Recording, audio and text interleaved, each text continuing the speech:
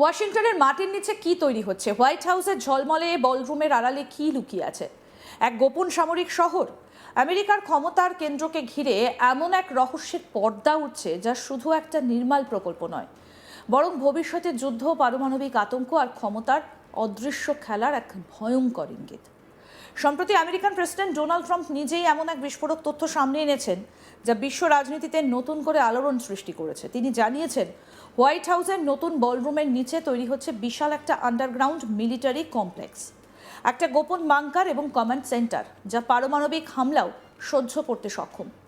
কিন্তু প্রশ্ন উঠছে, এটা কি শুধুই নিরাপত্তা ব্যবস্থা, নাকি এর আড়ালে আরও গভীরে কোনো পরিকল্পনা লুকিয়ে আছে? ট্রাম্পের বক্তব্য অনুযায়ী এই বলরুম প্রকল্পের নিচে যে কাঠামো তৈরি হচ্ছে সেটা মূলত বর্তমান প্রেসিডেন্সিয়াল ইমার্জেন্সি অপারেশন সেন্টারের পরিবর্তে নতুন ও আধুনিক কমান্ড হাব হিসেবে কাজ করবে। কিন্তু তিনি নিজেই ইঙ্গিত দিয়েছেন, বলরুমটা আসলে শুধু একটা কভার। এই একটা বাক্যই গোটা প্রকল্পকে ঘিরে রহস্যকে আরও ঘনীভূত করে তুলেছে। যখন কোনো রাষ্ট্রনেতা নিজেই বলেন যে দৃশ্যমান স্থাপনা আসলে আড়াল, তখন স্বাভাবিকভাবেই প্রশ্ন জাগে, কিসের আড়াল, কার কাছ থেকে লুকোনো হচ্ছে এবং কেন কেন? এই প্রকল্পের শুরুটা নিয়েও রয়েছে বিতর্ক। প্রায় $400 মিলিয়ন এই বলরুম নির্মাণের জন্য হোয়াইট হাউসের ঐতিহাসিক ইস্ট উইং ভেঙে ফেলা হয়েছে। এই ইস্ট উইংয়ের নিচে দ্বিতীয় বিশ্বযুদ্ধের সময় তৈরি হয়েছিল একটা গোপন বাংকার, যা তৎকালীন প্রেসিডেন্ট ফ্রাঙ্কলিন ডি রুজভেল্ট তৈরি করেছিলেন পার্ল হারবার হামলার পর। সেই বাংকারই এখন ভেঙে ফেলে তৈরি হচ্ছে নতুন, আরও শক্তিশালী একটা আন্ডারগ্রাউন্ড সিস্টেম। ইতিহাস বলছে, আমেরিকা কখনোই তাদের গোপন নিরাপত্তা অবকাঠামো নিয়ে পুরো সত্য সামনে আনে না। দ্বিতীয় বিশ্বযুদ্ধের সময় তৈরি সেই বাংকারও বহু বছর গোপন রাখা হয়েছিল। তাহলে কি এবারও একই ঘটনা ঘটছে? নতুন যে কমপ্লেক্স তৈরি হচ্ছে তা নিয়ে যে তথ্যগুলো সামনে এসেছে তা এক কথায় শিহরণ জাগানো। বলা হচ্ছে এটা শুধু একটা বাংকার নয়, বরং একটা সম্পূর্ণ স্বয়ংসম্পূর্ণ আন্ডারগ্রাউন্ড শহর, যেখানে প্রেসিডেন্ট এবং শীর্ষ কর্মকর্তারা মাসের পর মাস বাইরে না বেরিয়েও থাকতে পারবেন। একটা আধুনিক নিউক্লিয়ার বাংকার কেমন হয়, এই প্রশ্নের উত্তরে লুকিয়ে আছে আসল ভয়। এই ধরনের বাংকার এমনভাবে তৈরি হয় যাতে পারমাণবিক বিস্ফোরণের তিনটে প্রধান বিপদ, ব্লাস্ট, তাপ এবং বিকিরণ, সব কিছুর বিরুদ্ধে সুরক্ষা দেওয়া যায়। প্রথমেই আসে বিস্ফোরণের চাপ। একটা পারমাণবিক বিস্ফোরণের শক ওয়েভ এতটাই শক্তিশালী হতে পারে যে সাধারণ ভবন মুহূর্তে মাটির সঙ্গে মিশে যায়। তাই বাংকার তৈরি হয় গভীর মাটির নিচে, মোটা স্টিল রিইনফোর্সড কংক্রিট দিয়ে। এর গঠন সাধারণত গোলাকার বা আর্চের মতো হয়, যাতে চাপ সমানভাবে ছড়িয়ে পড়ে। এরপর আসে বিকিরণ থেকে সুরক্ষা।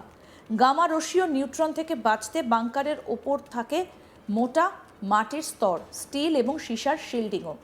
কয়েক ফুট মাটি বিকিরণকে 1000 গুণ কমিয়ে দিতে পারে, অর্থাৎ ওপরে যদি মৃত্যু নেমে আসে, নিচে তখনও জীবন টিকে থাকতে পারে। সবচেয়ে গুরুত্বপূর্ণ অংশ হলো লাইফ সাপোর্ট সিস্টেম। এই বাংকারগুলোতে থাকে বিশেষ NBC, nuclear biological chemical filter, যা বাতাসকে সম্পূর্ণ বিশুদ্ধ করে।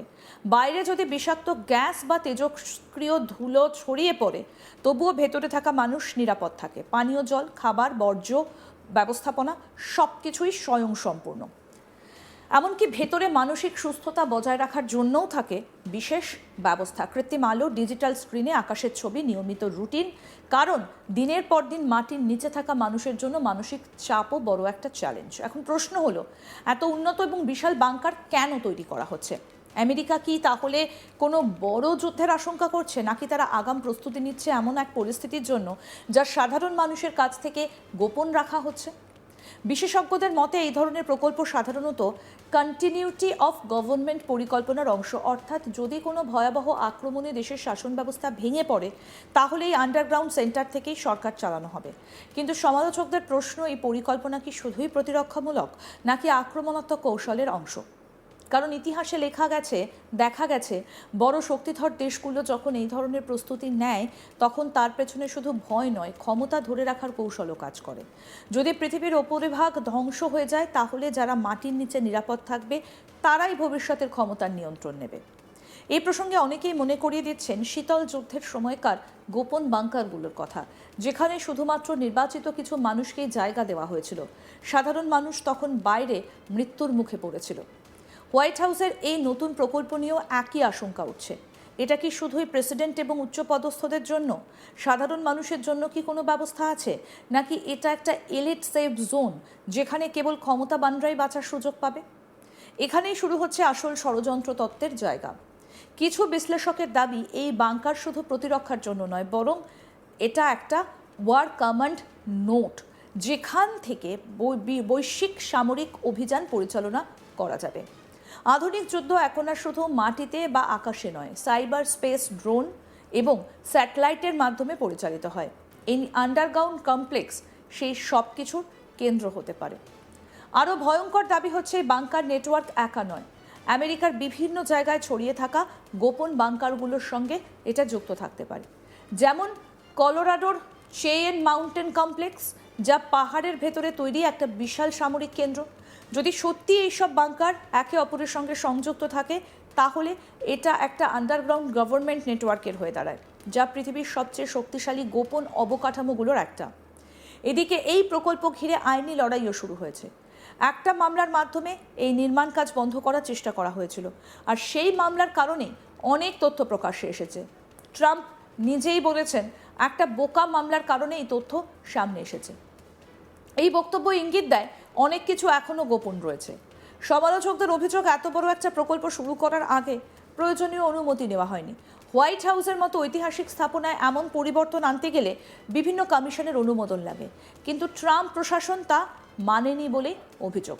কিন্তু প্রশ্ন হচ্ছে, যদি এটা সত্যি জাতীয় নিরাপত্তার সঙ্গে জড়িত হয়, তাহলে কি ইচ্ছাকৃতভাবেই এই প্রক্রিয়াগুলো এড়িয়ে যাওয়া হয়েছে, যাতে প্রকল্পটা দ্রুত এবং গোপনে শেষ করা যায়? বিশ্বজুড়ে যখন যুদ্ধের সম্ভাবনা, পারমাণবিক উত্তেজনা এবং ভূ রাজনৈতিক সংঘাত বাড়ছে, তখন এই ধরনের প্রকল্পকে অনেকেই ভবিষ্যতের প্রস্তুতি হিসেবে দেখছেন, কিন্তু আবার অনেকেই মনে করছেন এটা আসন্ন কোনো বড় ঘটনার ইঙ্গিত। একটা জিনিস পরিষ্কার, হোয়াইট হাউসের নিচে যা তৈরি হচ্ছে তা শুধুমাত্র একটা বাংকার নয়, একটা বার্তা, একটা প্রস্তুতি, হয়তো একটা পরিকল্পনা যা এখনো পুরোপুরি সামনে আসেনি। শেষ পর্যন্ত প্রশ্ন একটাই, যদি পৃথিবী বদলে যায়, যদি আকাশে আগুন নামে, যদি সভ্যতা ভেঙে পড়ে, তাহলে কারা বাঁচবে আর কারা থেকে যাবে বাইরে? হয়তো উত্তরটা লুকিয়ে আছে সেই বলরুমের মখমলে মেঝের ঠিক নিচে।